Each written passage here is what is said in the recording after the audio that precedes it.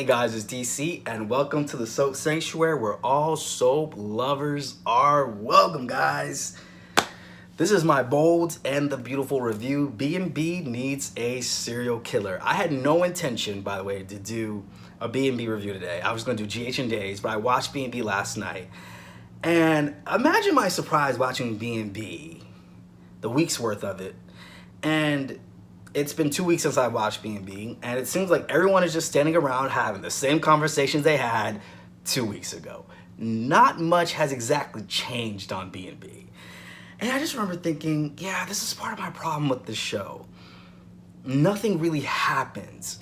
And, you know, when this first started going on, I want to say around 2009, when I feel like the storyline started to get more stagnant, I thought to myself, maybe it's because B&B is half an hour, right? I've been thinking that honestly for the longest time, up until 2017 when I started watching my South African soap operas like Generations, Legacy, Scheme Som, Isi Dingo, Rhythm City, Scandal, because they're also half an hour.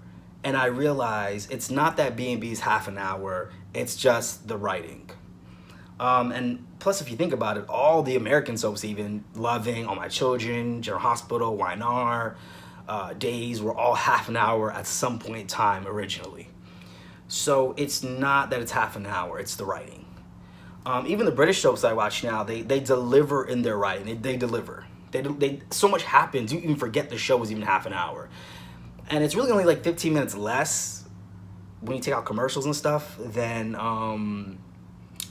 the hour-long shows. So to me, it's no excuse. I mean, everyone's having the same conversation. Thomas and Steffi are trying to get Ridge and Brooke back together. And my whole thing is, this storyline is so tired. And I'm sure you guys are like, okay, is DC just gonna spend this whole review talking about this? No, not so much. But I'm gonna spend this next 2 minutes probably going over it. It's so tired of a storyline. Thorsten Kaye does not work for me as Ridge. I liked him as Patrick Thornhart. I liked him as Zack Slater. He doesn't work for me as Ridge. It's just still not working for me. But there's nothing I can do about that, right? But this storyline, and I like the new actress that plays Taylor, but it's just, if you guys wanted to take Taylor and Brooke's rivalry to the next level, why not explore the maternity of Jack Maroney, which is the son that Taylor and Brooke share. So for some of you guys who might have forgotten, when Taylor was married to Nick Maroney, aka Ridge's brother, through Massimo, Taylor could not conceive a baby, so she had eggs through B. Maroney, which was supposedly their anonymous surrogate or something like that. And then they came to find out that the eggs that Taylor was implanted with was Brooke's eggs. So Taylor had then given birth to Brooke and Nick's baby, even though it was supposed to be her and Nick's baby. And it was something like that. But she pretty much gave birth to Brooke and Nick's baby. And no matter what, whether I think if the eggs were from someone else or not, it's obviously going to be her baby with Nick, but it was a lot for her to process that she had given birth to Brooke and Nick's biological child. And it seemed like Jack just went off with Nick, and we never heard about this storyline ever again, never to be revisited. I've never even heard a mention of Jack in the show. It might have happened in the past 10 years, but I just haven't heard anything. And my thing is, why not explore that and bring on Nick Maroney? And if Jack Wagner won't come back, you could just recast the role. But why not re-explore that? And because there's a lot more meat there than this Taylor, Ridge, Brooke love triangle for the 10,000th time that I don't really care about at this point. And I just feel like also that Steffi Thomas should have respect for Brooke and Ridge's marriage. You guys are adults. Like, grow up, move on. The storyline just does nothing for me. It does nothing for me. I guess I think were Lee and Bill on this week? I can't remember. I can't remember. But I titled this review B&B Needs a Serial Killer because they do.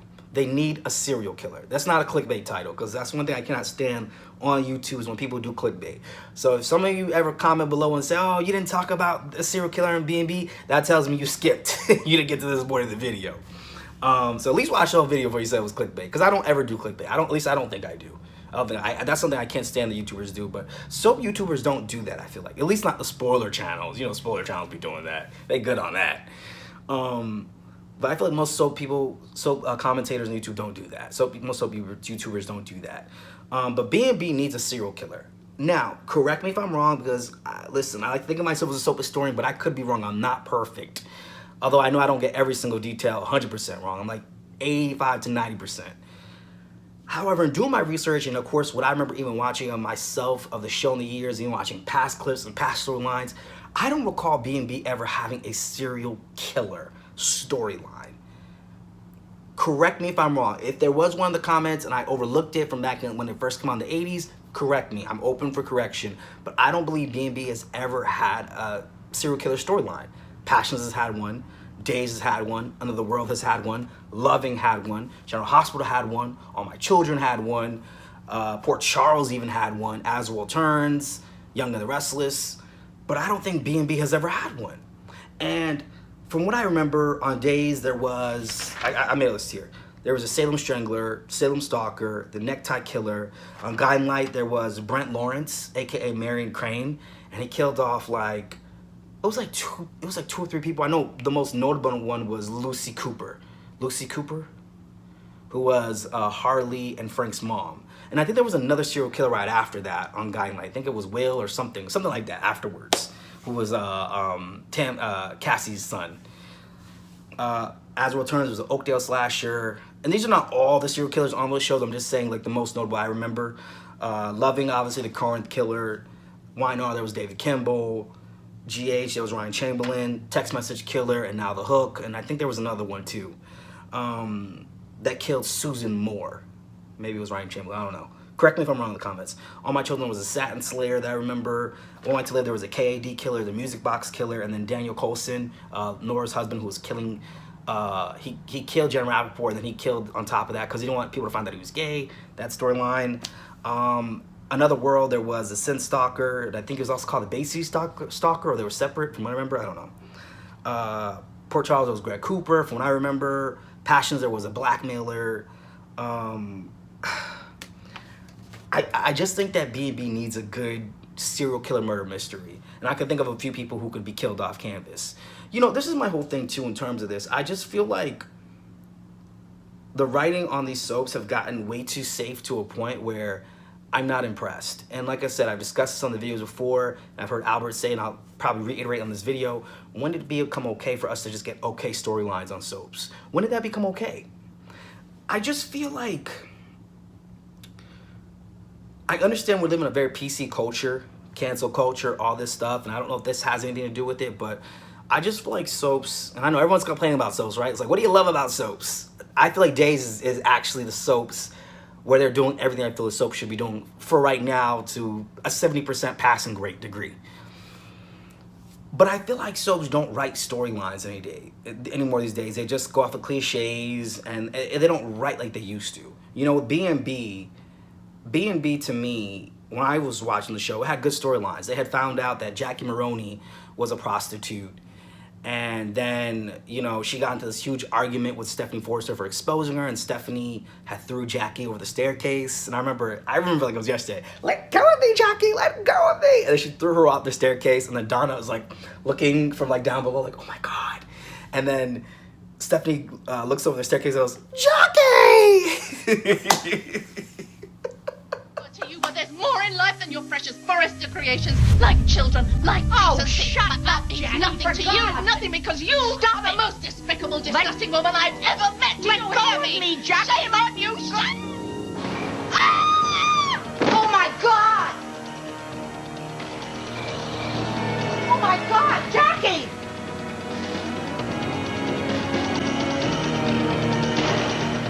Like, and then after that, they had to relinquish control for secretions, and then Stephanie even sicked rapist on Brooke. Very controversial storyline that would not happen today. And I think to redeem Stephanie's character, they brought on her mom, played by Betty White, and it was revealed that Stephanie was abused as a child. Stephanie faces her demons. You saw the bruises, and you did nothing. Why? I was a child. Nothing will ever be the same. Your memory is playing tricks on you, not mine. You weren't there when I needed you, Mother. Betty White like you've never seen her before. It did not happen. The Bold and the Beautiful. Right? And these social issue storylines, they were really good for the show. And I feel like we don't get these kind of realistic storytelling storylines anymore on soaps. People are very scared to, I think, tell certain stories. I think they're scared. like on All My Children, I can't remember who was the character where she was against the Vietnam War. I think it was Cindy, someone, I can't remember the character's name. I remember watching a little bit of that when I had clips on YouTube back in the day. But she was against the Vietnam War, which was controversial at the time, you know? How can you be anti-war? And it made me think about if they would ever do a storyline today where maybe a pathogen came to town in Port Charles or wherever, and citizens were divided on taking the vaccine, right? Or something like that. I don't think they would do that. People are too scared. But I'm okay with hearing opposing opinions and opposing things because, you know, when I look back to, I'm a millennial, right? When I think back to the 90s and talk shows, stuff like that, what made it real was hearing opposing sides. You know, there was a time on Oprah's show where she had on white supremacists, right? And years later, they came on the show 10 years later, and they talked about how their mindsets have changed, they understand differently now, and they've reformed or whatever. But while that was probably sensationalized when it first came on, I think it was good to show that there are people out there who think like that or who have these mindsets and understand, why do you think this way? Because I feel like as a society, I'm not trying to make this a PSA, this is a B&B review, but if we're just like shying away from certain things, it doesn't make those things go away. It just shows those people or people who think or do things like that, like, just make sure we don't know. Or just keep opinions to yourself. But it doesn't do anything with their opinions, right? Or anything like that. And my thing with soaps is I miss when soaps did those kind of storylines. I miss that. I really miss that. You know, there was a storyline in Hollyoaks where Stay was a white supremacist. His character became white supremacist, and the actor was very scared of that storyline, but it was good. It was good stuff. And I just miss it when soaps would do stuff like that. That's what I miss. It's like I said, I was watching B&B this week, and I was like, what did I watch? Like, I feel like I didn't watch anything really. Nothing really happened. You know, Albert, I remember him sharing with me, and I think he'll be okay with sharing this, where he said he doesn't know he was going to do 4 soaps because there's a lot to do, et cetera. And maybe he might have shared the real reason or shared that reason on his channel or not. I hope so. I hope I'm not breaching any confidentiality by doing that. But I also think another reason why he doesn't really review Y&R like that is because if you ask me personally, there's nothing to review. There's really nothing to review on Y&R half of the time. There's really nothing. I was watching last night. They were having the same old conversations. I will say, though, however, I was on Friday's episode this morning. I woke up because I fell asleep through it. Nate was having a conversation with Elena. I said Helena like Helena Castile. With Elena, with an E. And he was saying how basically he felt like she doesn't believe in him. And as simple of a dialogue that was, it did so much. Because it provided a sense of realism on the soaps. Which, like I said, I feel like we don't have anymore. You know, people are scared to do. Generations Legacy, which is a South African soap opera, they did a storyline called the Vuta Virus, which was ironically a year before COVID, which if I remember correctly, where there was a pathogen that came to town, and Spey and another doctor had to find a cure, and there was obviously a big and major death to it, right? And that's what captivated the audiences. And I talk about this in my GH reviews, like when you kill off a major character, it's during a serial killer mystery or a big storyline. It's what makes us care about the storyline. If you look at the Loving Murder, the first person who died was Stacy. And she was one of the characters there, if I'm not mistaken, from the inception of the storyline, which made viewers go, oh my God, like, so nobody's safe in this storyline. Like, we don't know where this is gonna go. And this is why I feel like B&B would do good with the serial killer storyline, killing off a major character. Now, here's the thing. And I want to connect this a little bit, guys. I'm not going off on a tangent here. But GH Envy has said this in one of his videos, and he said that what they could do, right? So writers can have a little bit of unpredictability in your storylines is you can kill off a major character, but obviously the actor's still on contract, but what you could do is have that actor come back as a whole different character. So that way, if you ever wanted to go there, you could go there. And the actor could still keep their contract. Although the only problem with that is if the new character doesn't work. That's the only problem, is the new character doesn't work. But I would like that, you know? When we think about the Salem Stalker, which is in 2004, James Riley, the creator of Passions, was writing for days at that time, and he killed off half the canvas. He killed off Marlena, he killed off Abe, he killed off Jack, he killed off Roman, he killed off Alice Horton. And there was a time, and I wish I was around to watch Days in real time when this is happening, because I'm sure that shook people to the core, like, whoa, where the hell is the storyline going? And Days was must-see TV at that time. I know from the past soap opera digest and stuff, so I read about that. It was must-see TV at the time. And the thing about it is that, like, I think the first, I'm not sure if the first or second, somewhere down the line, one of the victims was Marlena. And when you kill off a grand character like Marlena Evans, it's like, whoa, like, nobody's safe.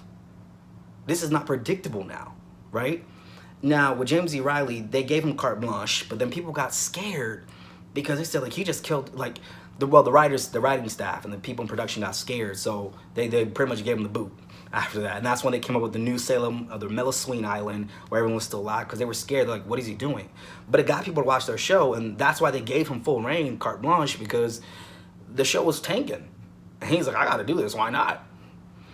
It's just like on Passions when he had Whitney and Chad believe they were brother and sister. And, you know, that was a crazy storyline. But it got people's attention. It got people's attention at that time. It got people's attention to watch. Oh my God, it wasn't a dream. Last night really happened. Hey, good morning, beautiful. Stop it.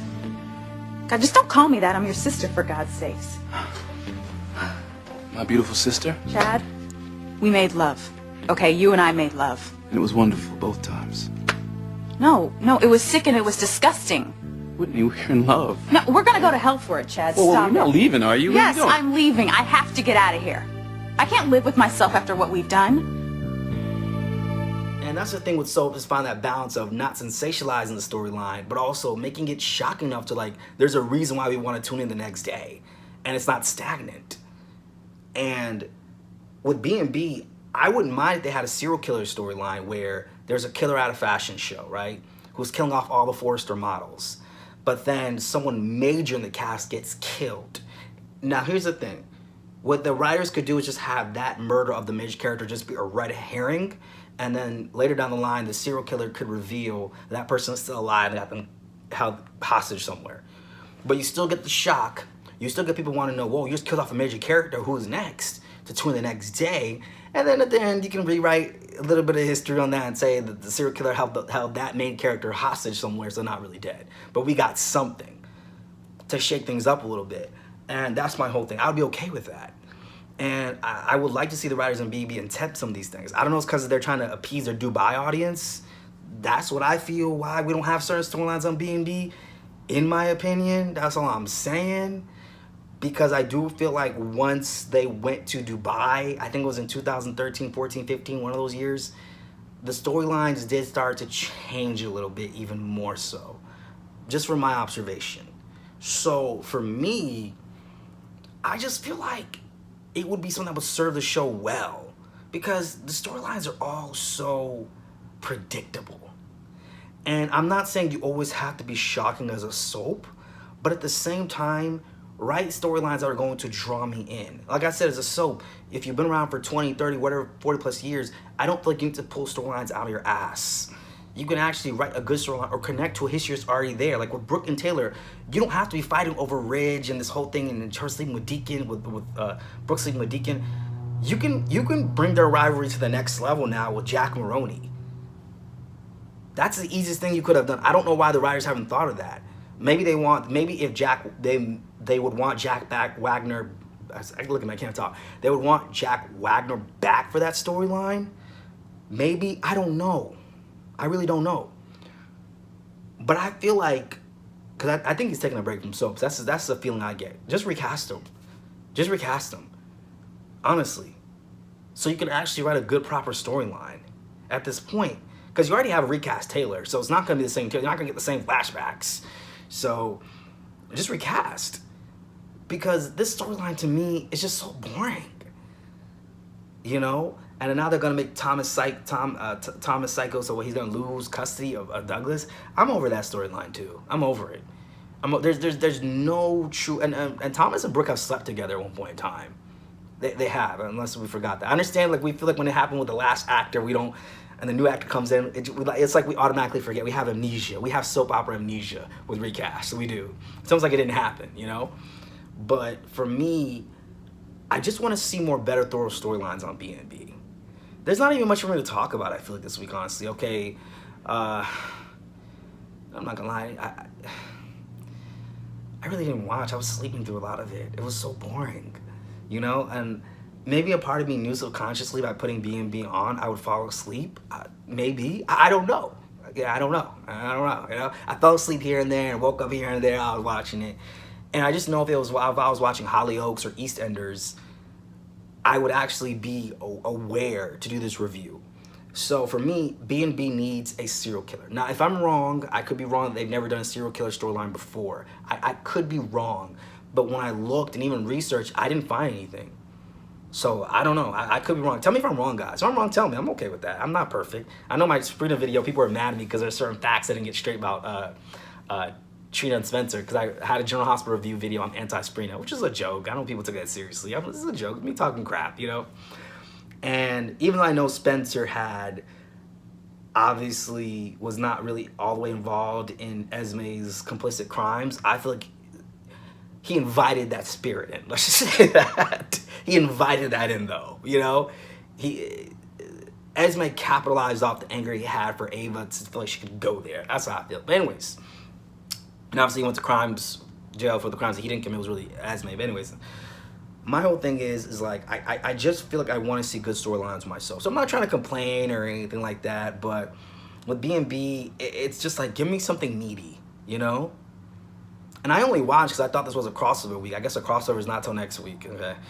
And honestly, I don't think I'm even gonna watch next week. I'm just gonna allow JLJ Media to tell me in one of his lives what happened. That's what I'm gonna do. But anyways, guys, this is my B&B review. B&B needs a serial killer. Tell me what you guys think below. Do you guys think B&B needs a serial killer? Do you think it would work? I mean, think about it. Like, a serial killer who's killing off at all the fashion shows. He's killing all the Forrester models. And the target is Brooke. And the killer could be someone from the past, like Whip Jones, right? Come on, guys.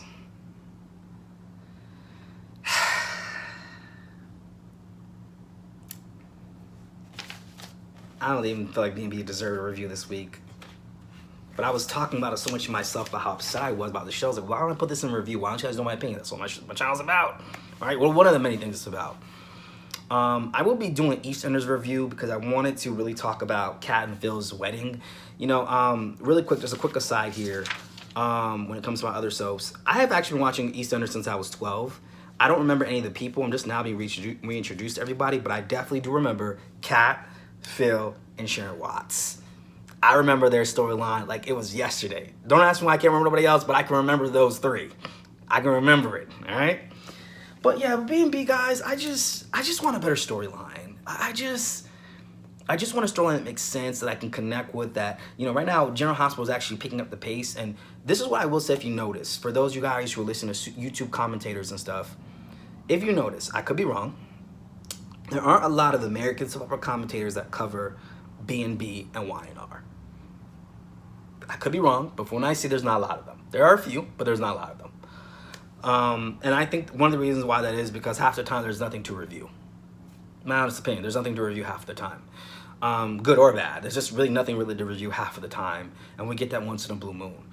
Obviously, there's more people review Days in GH, which GH I think being the #1 most reviewed by other American soap opera commentators and podcasters, which GH Shunnisip, PC Rewind, me, Albert, Brock TV, JLJ Media, there was Abby's, Sabrina Fake GH, all these people, GH Envy, all these people that review GH.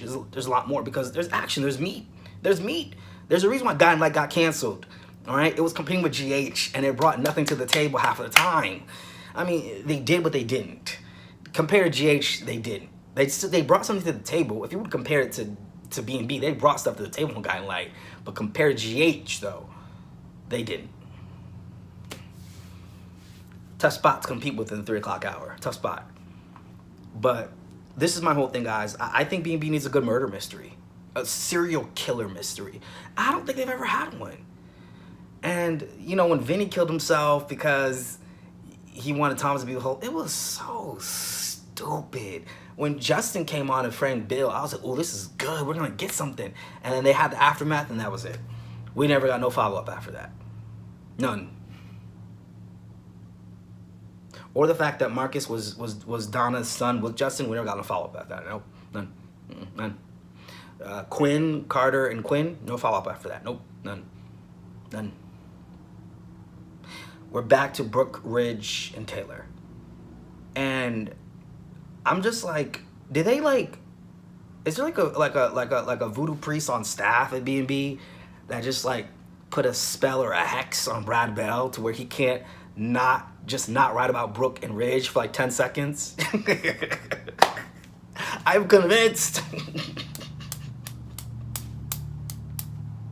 You know, I am convinced, okay, that he can't just not write about them for 10 seconds. Is it that hard? But anyways, guys, this is my B&B review. I'm just gonna leave you here. I'm not gonna go off on a tangent too much. Me and Albert have our surprise plan for today. I'm gonna try to get that posted later tonight after we do it. We have a special guest, which I'm not gonna say who it is, just in case something happens. But we're like an hour and a half away, so it should be good. It's kind of like when I had General Hospital Director Fido Xavier on. Is it Fido? Fido Xavier on. Which I'm going to post at the end of this video. I don't feel like I talk about that enough. Which that was like amazing. I had my first real interview on this channel. I'm only a year into doing this, guys. Can you believe that? What? But that we do have this surprise for later tonight. Well, we're working on a surprise thing. I'm working on a surprise. We're working on a surprise. I'm excited for this with our special guest. I'm super excited.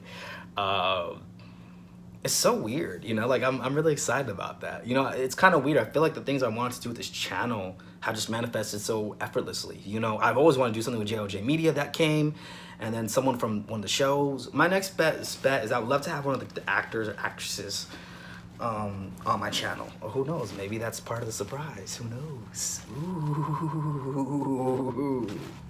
Who knows? Who will they be? Who will they be? Anyways, guys, that's my bold and beautiful review. B&B needs a serial killer. What are your guys' thoughts below for my B&B fans? And I'm out, guys. I gotta go get ready for this surprise we're working on. All right, I'm out. Bye.